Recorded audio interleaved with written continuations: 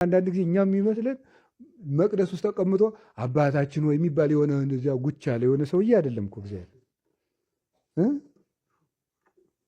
አሃዱ ብሎ ቀድሶ በልጤና ይስጥልኝ እግዚአብሔር ድነዋል ብሎ ከዚህ በኋላ ወደ ዝርፊያ እግዚአብሔር መቅደስ ውስጥ አስቀምጠ ነው የምንመጣው። ዳጎን ነው እንዴ ነው ነገሩ እንጂ ቤል ነው እሱ። እዚያው ቁጭ ብሎ እዚያች እየሄድን ብቻ እያልን የምንመጣው ማለት ነው። ክርስቶስ ማለት የትም የሚኖር ህይወታችን ነው። ስለዚህ ለማንኛውም ሰው የምናደርገው ለክርስቶስ ማድረግ ነው። ክብር እንዲሰማችሁ እኮ ነው። ይሄንን መጠኑ ይረዳችኋል። አንድ ሰው ቁራሽ እንጀራ እንዲህ አድርጌ እንካ ብዬ ሳበላው ግማሽ እንጀራ ስሰጠው ማንን እያበላው ነው? በዚህ መጠን ይሰማችኋል። እኔ እኮ በጣም ነው የሚገርመኝ። ሳደርገው ላይ ገባኝ ይችላል እንጂ ስሰብከው በጣም ነው የሚገባኝ። በዚህ መጠን እኮ ይገርማችኋል እኮ ቁራሽ እንጀራ ስሰጥ ለክርስቶስ እየሰጠሁት ነው። የሆነ ሰው እግዚአብሔር ይማረ ስል ክርስቶስን ጠይቄ እየመጣው ነው። በዚህ መጠን ደስ ይላችኋል ወይ ነው የኔ ጥያቄ። በዚህ መጠን ለክርስትና የምትደረግ ትንሽ ነገር በዚህ መጠን ዋጋ ንጉሱና የጠየቅ ነው። ሎሌውን ጠይቀን ግን ማንን እየጠየቅ ነው? ምንድነው ንጉስ ሲሞት በምንድነው የንጉስ ልጅ ሲሞት 2000 ይባላል አይደል? ምን ማለት ነው? ንጉሱ ከሞተ በኋላ ምን የሚያመጣው ነገር የለም። የንጉሱ ልጅ ሲሞት ግን ማን አለ? እና ስለዚህ ይሄ ነው። ክርስቶስ ግን እንዲህ ያለ የሚያስፈራራ የሚያስጨንቅ ሳይሆን ክብር። አሁን ሴቶች ለባሎቻቸው ምን ይበሉ ይላል? በሉ ንገሩ እንጂ ታዘዙ። ስትታዘዙ ለማን እንደምትታዘዙ ይላል። እንዲህ ይገርመኛል። አንድ ሴት ለባሏ ስትታዘዝ ከባሏ ምን ታፍሳለች? ወረታ። አቤት እንዴት ያለች ሚስት አግኝቼ ይላታል። በዚያው ደግሞ አብሯት ለሚኖር ችግሯን ለሚያቃልልላት ክብደት ለሚያቀልላት ብቸኝነት አንድ ገድል ነውና ነው አይደል የሚለው መጽሐፍ። አንዱ መከራ ብቸኝነት ነው። ብቸኝነትን የሚያርቅላት የብቸኝነትን ሸክም ለማራቅ ነው ሰው የሚያገባው። አንዱ ሰው አይገባውም እንጂ ብቸኝነትን ለማራቅ አግብቶ እዚያ ወገን ጥሎ ብቸኝነት ይፈጥራል። ሰው እኮ ሳይገባው ነው ብዙ ነገር የሚያደርገው።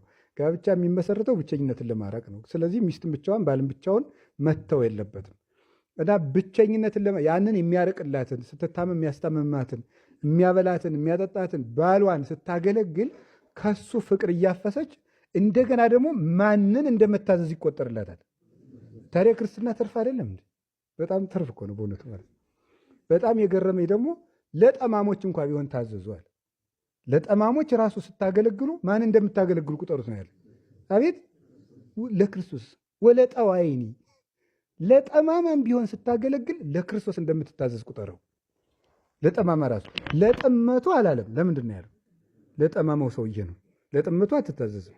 ለጠማማ ሰውዬም ቢሆን ራሱ ብትታዘዝ ክርስቶስ እንደምትታዘዝ ቁጠሩት። ተገዙ። አዎ ለዋኖቻችሁ ለመምህሮቻችሁ ተገዙላቸው። ዕብራውያን ምዕራፍ 13 ቁጥር 17 ላይ ተገዙላቸው። ወተኮነኑ ሎሙ ለመምህሮቻችሁ ተገዙ ብሎ ነግሮና ቅዱስ ጳውሎስ። ይህም ሁሉ ስናደርግ ለማን ውለታውን ከማን ነው መጠበቅ ያለብን? በነገር እንጂ ታዲያ ደስ ብሎን ማድረግ ነው ያለብን። እኔ እውነቴን ነው።